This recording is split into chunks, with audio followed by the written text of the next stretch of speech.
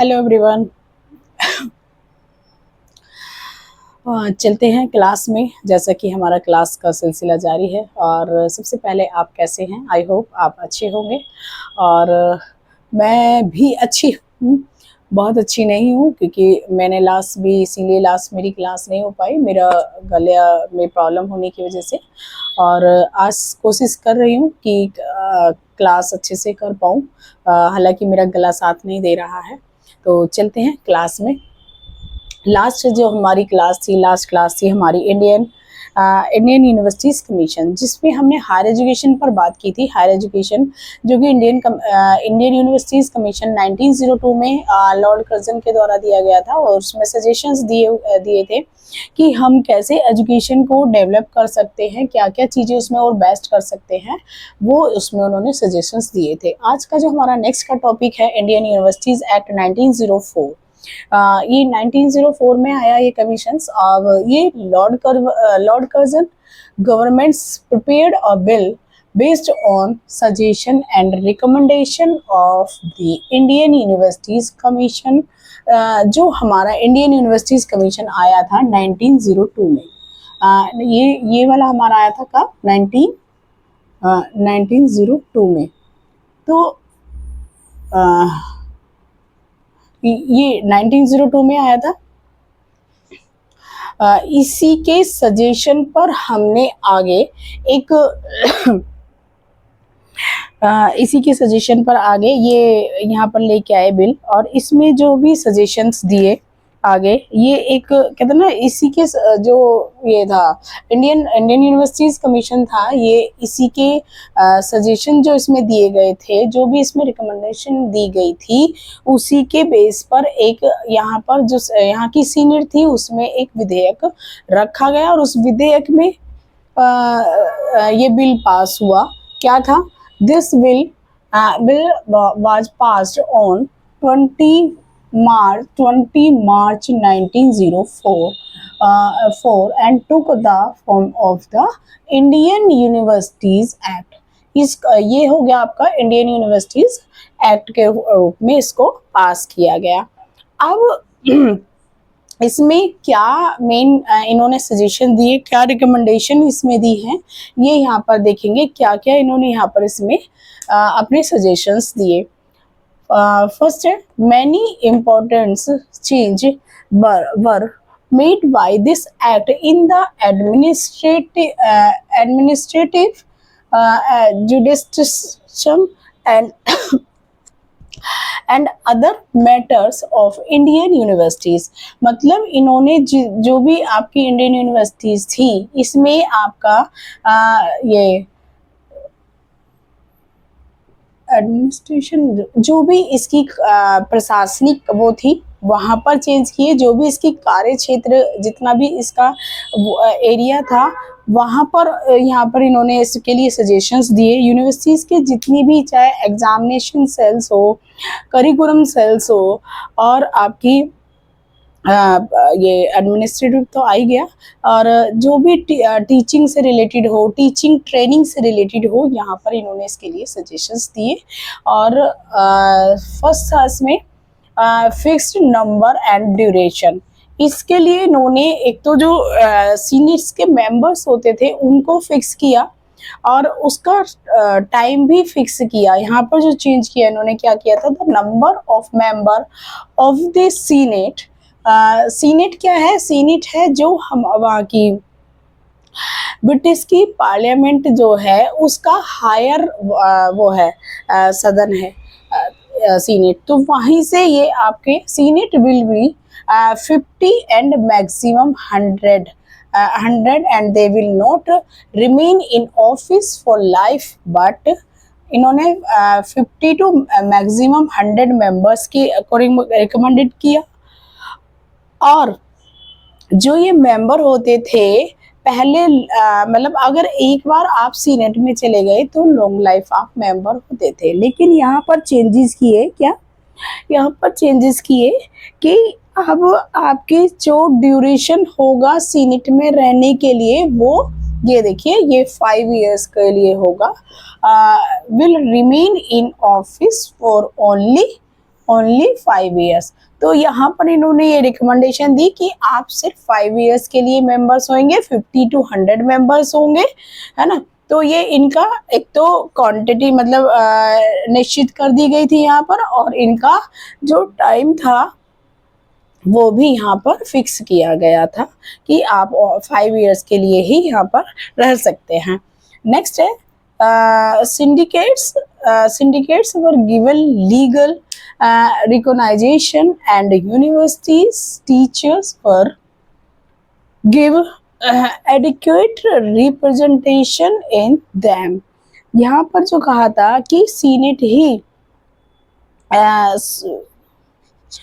जो यहाँ पर टीचर थे सीनेट में, उनको कहना कानूनी एक स्वीकृति दी गई कि उनका भी अपना प्रतिनिधित्व होगा, उसको एक इम्पोर्टेंस यहाँ पर दी गई।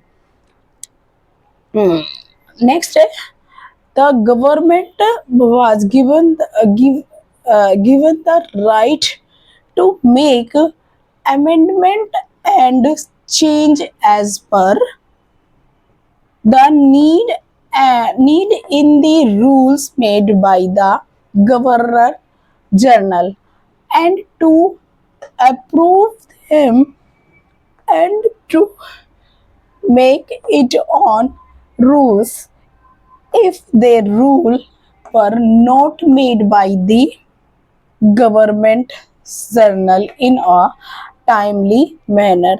यहाँ पर ये कह रहे हैं कि जो भी इसमें अमेंडमेंट किए जाएंगे, जो भी इसमें संशोधन किए जाएंगे,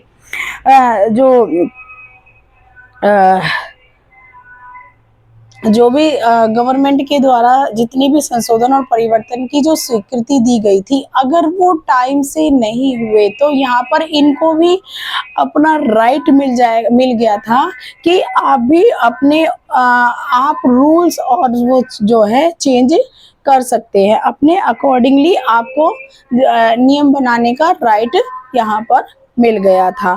तो ये इसमें एक बड़ा चेंज था, जो कि अगर आपके टाइमली गवर्नमेंट नहीं बना रही है तो आपको ये चीजें दे दी गई थी।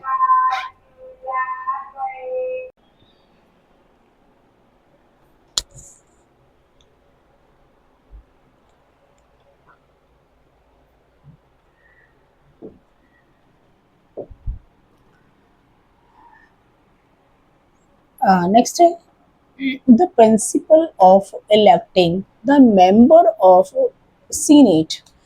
Senate was formulated। Senate ने एक कुछ प्रिंसिपल्स बनाए जो उसके अंदर मेंबर्स इलेक्ट होते थे, उसके लिए इन्होंने यहाँ पर कुछ रूल प्रिंसिपल्स बनाए, जिसमें the number of elected members of the senate of Chennai, जो चेन्नई थी, मुंबई थी यहाँ पर, और कोलकाता यूनिवर्सिटीज, इसमें वाज फिक्स्ड एंड 20। यहाँ पर इन्होंने कितने किए? 20 फिक्स किए।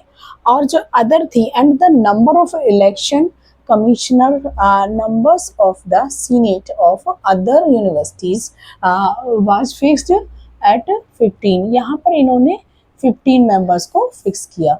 तो यहाँ देखिए, जो आपकी कोलकाता मुंबई चेन्नई थी, यहाँ पर 20 थे और यहाँ पर आपके 15 थे।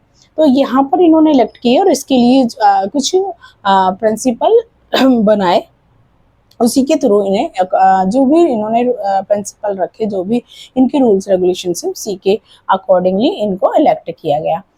नेक्स्ट है the governor general was given the power to determine the territorial boundaries of the universities. जो ये यूनिवर्सिटीज थी, तो इसका जो आपका पावर्स थी, जो इसको पावर दी गई, जो उसके क्षेत्र कार्य क्षेत्र के अधिकार थे, जो वो भी इसी को यहाँ पे दिए गए, है ना, अधिकार दिए गए। और इनका जो आपका वो था power of the determine the territorial boundaries of the universities, जो इसकी बाउंड्री थी, जो इसके क्षेत्र अधिकार थे, उसको भी इन्होंने यहाँ पर निश्चित किया कि कैसे क्या चीजें होंगी। उसके लिए भी इन्होंने रूल्स और रेगुलेशंस बनाए। नेक्स्ट है the rules for college seeking universities recognition were made sticks and syndicate syndicates were given the power to regularly inspect these college. यहाँ पर इन्होंने कहा कि जो भी कॉलेज और यूनिवर्सिटीज हैं, जो भी इससे वो संबंधित होंगी, जो भी यहाँ पर ये हाँ, जो भी यहाँ पर ये आपके कॉलेज और यूनिवर्सिटी से जो ये बोलेंगी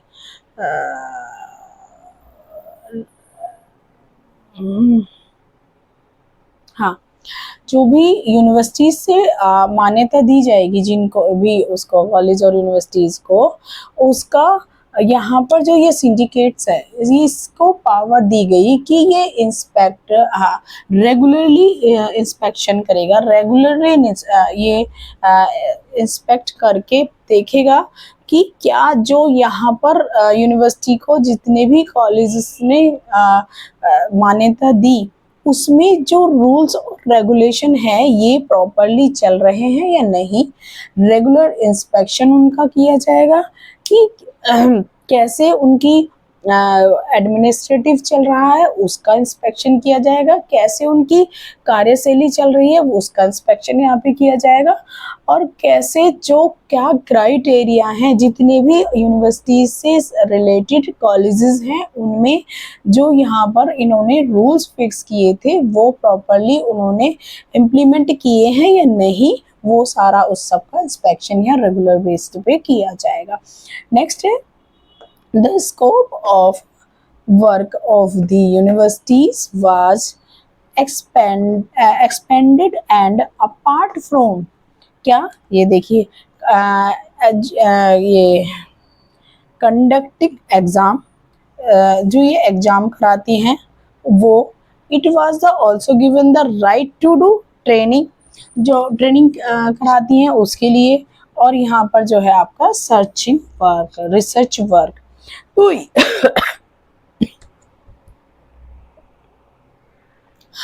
जो भी आपके यूनिवर्सिटीज थी तो उनका जो वर्क जो भी उनको दिया जाता था, एक तो उसमें एक्सपेंड किया इन्होंने, जो उसका कार्य क्षेत्र था उसको विस्तार कर दिया उसमें, उसे और उसका वाइडर वो कर दिया एरिया, जितने भी आपकी यूनिवर्सिटीज के कार्य होते थे।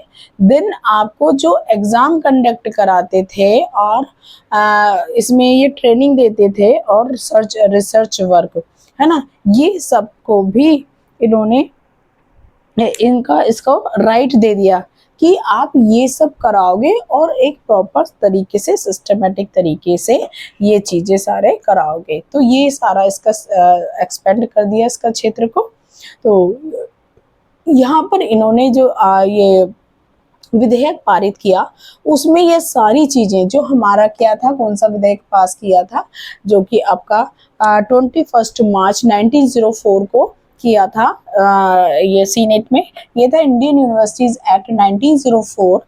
इसमें ये सब चीजें रिकमेंडेड की कि कैसे मेंबर सिलेक्ट होंगे, कैसे मेंबर्स के आपके प्रिंसिपल्स कौन कौन से होंगे, यहाँ पर ये सजेशंस इन्होंने दिए, ये सीनेट में पारित हुआ, और कैसे जो आपके मेंबर्स कितने कितने मेन सीनेट्स में होंगे, फिर देन जो इससे रिलेटेड हैं उसमें कितने सीनेट में मेंबर्स होंगे वो फिक्स किया गया। उनका टाइमिंग्स, उनका कार्यकाल को फिक्स किया, जो कि हमने अभी पीछे इसमें देखा था, जिसमें कि आपका सीनेट के जो मेंबर्स की इलेक्ट किया गया उसमें जो उनकी संख्या रखी गई 50 to 100 की गई, और जो कि वो आजीवन रहते थे उनको 5 इयर्स के लिए फिक्स कर दिया गया। ऐसे ही यहाँ पर ये फिक्स किए गए, फिर इसका पावर जो इसके कार्य क्षेत्र का विस्तार किया गया, इसको राइट दिया गया यहाँ पर। ये सारी चीज़ें हमने इसमें देखी, पढ़ी कि क्या क्या यहाँ पे 1900 का जो यूनिवर्सिटीज एक्ट था इसमें डेवलपमेंट किया, क्या इन्होंने सजेशंस यहाँ पर रखे, क्या पारित किया, जो कि 21 मार्च 1900 को ये पारित हुआ था। चलिए चलते हैं, ये हमारा कमीशन हो गया। इसमें आगे जो भी इसकी कड़ी में आगे होगा वो हम नेक्स्ट क्लास में करेंगे। तो आज के लिए इतना ही। चैनल को सब्सक्राइब जरूर करते रहिए और ज़्यादा से ज़्यादा लोगों के साथ शेयर कीजिए, कमेंट्स कीजिए। Thank you.